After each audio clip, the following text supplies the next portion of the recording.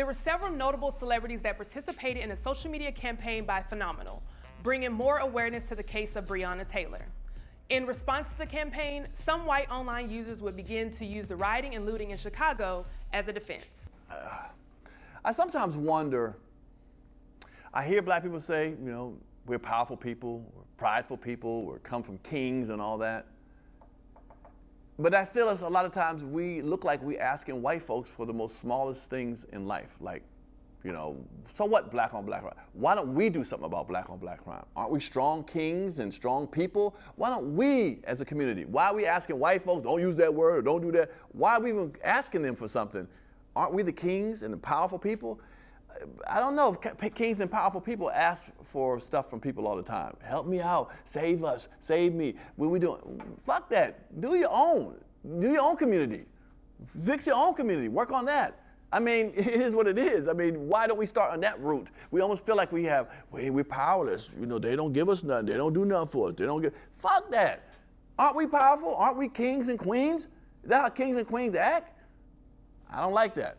I think we should do it ourselves, concentrate on ourselves. Fuck what white people, Mexicans, all that, everybody else, fuck what they talking about. Work on yourself.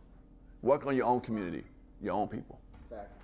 Pierre, I absolutely agree with that. I mean, I think that we are the only ones who can safely address crime within our own community. But when it comes to this idea of black on black crime, it really makes me cringe. Because if we think about the history of violence in the United States, black people are in the minority. If we're talking about slavery, if we're talking about lynching, if we're talking about Jim Crow, if we're talking about all these things, white on white crime outweighs black on black crime by the numbers. And so my issue with that phrase being perpetuated is it does pop up all on media. And then a police officer has that in mind. If he is equalizing a black person with violence, then when it's time for him to use excessive force or not use excessive force, that media headline, black on black crime, black men are violent and dangerous, that's what's playing in their heads when they are face to face with us and they choose to use excessive force. So my thing is, if we're gonna talk about black on black crime,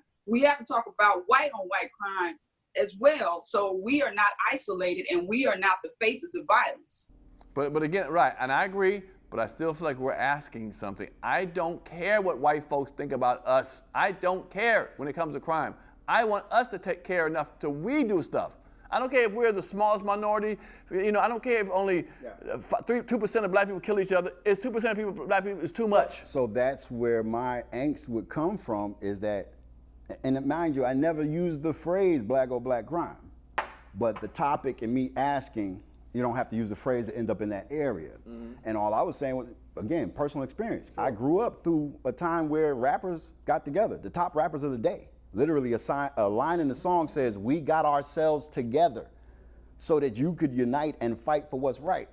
Might not have saved the world, but they tried something. Sure. And that's all I was looking for in the conversation. I said, look, man, we got kids catching bullets, yo.